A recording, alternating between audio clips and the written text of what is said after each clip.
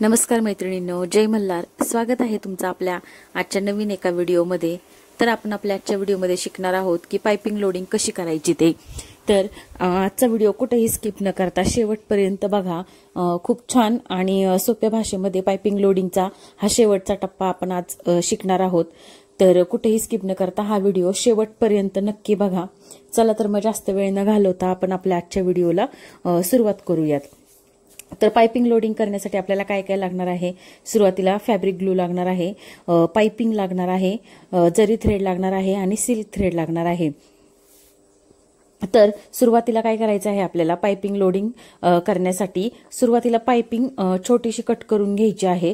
आता हे आपण शिकणार आहोत, हे मी सगळं तुम्हाला स्ट्रेटमध्ये शिकवणार आहे, जेणेकरून जे ते तुम्हाला व्यवस्थित जमावं म्हणून. ते वेगवेगळ्या आकारामध्ये करायचं आहे. गळ्याच्या पाठीमागच्या बॅकच्या डिझाईनला ते केलं जातं. त्यासाठी आपण आता सुरुवातीला प्रॅक्टिस करण्यासाठी तुम्हाला फक्त स्ट्रेटमध्ये शिकायचं आहे. तर काय करायचं आहे, एक लाईन मारून घ्यायची, त्याच्यावर एका लाईनमध्ये फेविकॉल लावून घ्यायचा आणि त्याच्यावर बरोबर आपली पाइपिंग चिटकून घ्यायची.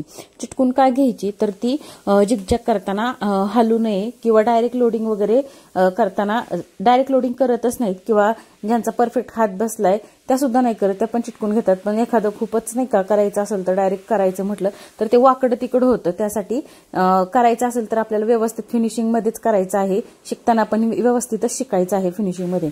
त्यासाठी आपल्याला काय करायचंय, अगोदर चिटकून घ्यायची. चांगली व्यवस्थित चिकटल्यानंतर आपल्याला त्याच्यावर जिगजॅग करून घ्यायचे. आता जिगजॅग कसं करायचं हे तर आपल्याला माहिती आहे, तुम्हाला शिकवलेलं आहे. ठीक आहे. तर जिगजॅग करताना सिंगल टाके घ्यायचे आहेत आपल्याला. पाइपिंगवर जिगजॅग करताना खाली एक टाका वर एक टाका. जिगजॅग झाल्यानंतर पाइपिंग आपली पूर्ण पॅक होऊन जाते. त्यानंतर आपल्याला करायचं आहे लोडिंग. आतापर्यंत आपण काय शिकलो, स्ट्रेट लोडिंग शिकलो, लॉंग अँड शॉर्ट शिकलो लोडिंग मध्ये. ठीक आहे, डबल सिल्क थ्रेड मध्ये. आता आपण आजच्या भागात आपण आज शिकणार आहोत की पाइपिंग लोडिंग कशी करायची. आता पाइपिंग चिटकवल्यानंतर जिगजॅग झाल्यानंतर त्याच्या कडेने आपल्याला एक बॉक्स काढून घ्यायचा आहे, एक चौकोन करून घ्यायचा आहे. जास्त अंतरावर नाही करायचा, कमी अंतरावर करायचा आहे. तुम्ही पाहत असाल मी कसा केलेला आहे. अशा पद्धतीने आपल्याला त्याच्या कडेने एक चौकोन करून तयार करून घ्यायचा आहे, जेणेकरून आपल्याला लोडिंग कशी करायची आहे हे तुमच्या लक्षात येईल. समजलं. आता त्याच्यानंतर जी पाइपिंग आपण चिटकवलेली आहे त्याच्यानंतर थोडंसं अर्ध्या इंचावर आपल्याला खाली यायचं आहे आणि तिथून आपल्याला आपला पहिला टाका घ्यायचा आहे. तिथून आपल्याला पहिला टाका घेतला लाईनवर, त्याच्यानंतर सरळ वरती जाऊन वरच्या पॉइंटवर एक टाका घ्यायचा आहे. एक टाका आणि लाईनच्या बाहेर एक टाका घ्यायचा आहे. परत जिथून आपण लाईनवर एक टाका घेतलेला तिथं आल्यावर आता लोडिंग म्हटलं की आपल्याला काय करायचंय, डबल टाका घ्यायचा आहे. ठीक आहे. आता जिथं पहिला टाका घेतला होता लाईनवर, अगदी त्याच्या खाली एक टाका घ्यायचा. परत वरती गेलं ना, वरती आडव्या लाईनवर आपल्याला सुरुवातीला टाके घ्यायचेत. त्याच्या शेजारी एक टाका लाईनवर, लाईनच्या बाहेर एक टाका. पण खाली जेव्हा खाली येऊ ना आपण, तेव्हा मात्र एका खाली एक टाके घ्यायचे. आणि वरनं जेव्हा विरुद्ध साईडला जाणार आहे आपण, तेव्हा लाईनवर एक टाका आणि लाईनच्या बाहेर एक टाका घ्यायचा आहे. समजतंय का. अर्ध्या इंचावर खाली आल्यावर एक टाका घ्यायचा, सरळ वरती जाऊन डबल टाके घ्यायचे. खाली आले की परत डबल टाका, परत वरती गेलं की परत डबल टाका. फक्त तिरकं तिरकं तिरकं तिरकं आपल्याला इथं जायचं आहे. काय करायचंय पाइपिंग लोडिंग मध्ये, तिरकं तिरकं जायचंय. पहिलं त्यासाठी अर्ध्या इंचावर खाली येऊन सरळ वरती जाऊन डबल टाका. त्यानंतर वरची जी आडवी लाईन आहे ना ती आपल्याला कंप्लीट करून घ्यायची आहे. तेव्हा पण वरत्या आडव्या लाईनवरून परत विरुद्ध साईडने खाली येताना लाईनवर एक टाका आणि लाईनच्या बाहेर एक टाका घ्यायचा आहे.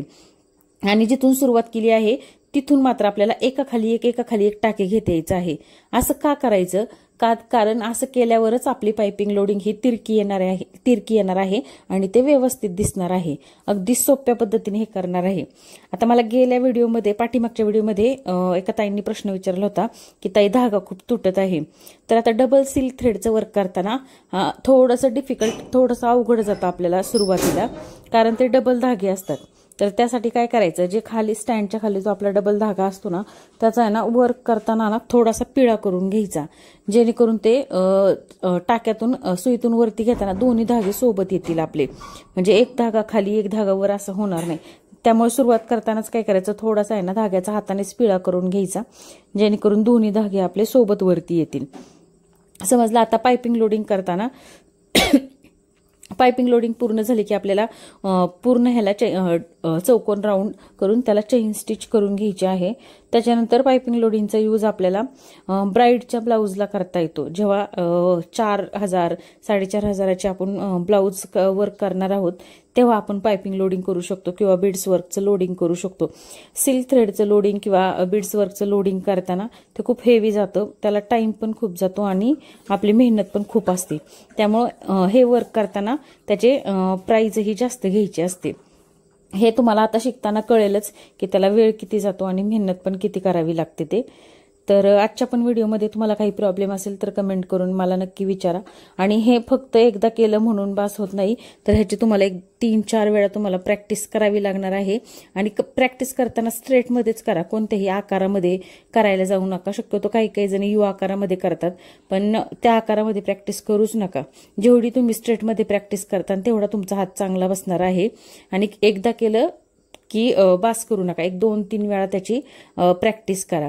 स्ट्रेट लोडिंग तुम्हाला परफेक्ट जमलं तर पायपिंग लोडिंगही तुम्हाला जमणार आहे। दोरा कसा धरायचा, सुई कशी फिरवायची हे एकदा समजलं की लोडिंगमध्ये पण काही अवघड नाहीये। फक्त भीती कुठं असते, धागा तुटतो सारखा नाही का, तिथेच थोडंसं डगमगलं जातं। पण धागा जेव्हा तुटतो ना आपला, तेव्हा काय करायचं माहितीये का, आहे तिथं स्टॉप करायचं, वरचा धागा कट करायचा। जर खालचा दोरा वाढलं, पूर्ण वर्क जर आपलं निघत असेल तर मात्र तिथं डबल गाठण मारायची आणि त्याला फेविकॉल लावायचा, जेणेकरून आहे ना जे केलेलं वर्क असतं ना ते निघून जात नाही। आणि जिथं गाठण मारली आहे तिथून परत दोरा जॉईन करून आपल्याला परत पुढच्या वर्कला सुरुवात करायची आहे। तर आजचा व्हिडिओ कसा वाटला हे कमेंट करून नक्की सांगा। आणि अजूनही कुणी आपल्या चॅनेलला सबस्क्राईब केलं नसेल तर आपल्या चॅनेलला सबस्क्राईब करा। व्हिडिओ आवडल्यास व्हिडिओला लाईक करा आणि काही समजलं नाही तर कमेंट करायला विसरू नका। तर आपला लोडिंगचा पार्ट इथेच संपला आहे। आता आपण उद्यापासून चालू करत आहोत फ्रेंच नॉट। तर फ्रेंच नॉट पण आपण 2 पद्धतीने शिकणार आहोत आणि फ्रेंच नॉट झाल्यानंतर पानांचे प्रकार शिकवणार आहे। तर सिल्क थ्रेड मधला 3 भाग पाहिले आतापर्यंत आपण लोडिंगचे, straight loading, long and short loading आणि हा शेवटचा भाग आपला पायपिंग लोडिंगचा। ठीक आहे, तर आता पुढच्या व्हिडिओमध्ये आपण फ्रेंच नॉट शिकणार आहोत। तर अजूनही कुणी चॅनेलला सबस्क्राईब केलं नसेल तर सबस्क्राईब करा, जेणेकरून तुम्हाला पॉइंट टू पॉइंट सगळे व्हिडिओ पाहायला मिळतील आणि घरी बसून तुम्ही जे वर्क करत आहात, शिकत आहात ते तुम्हाला व्यवस्थित शिकायला मिळेल। चल, थँक्यू।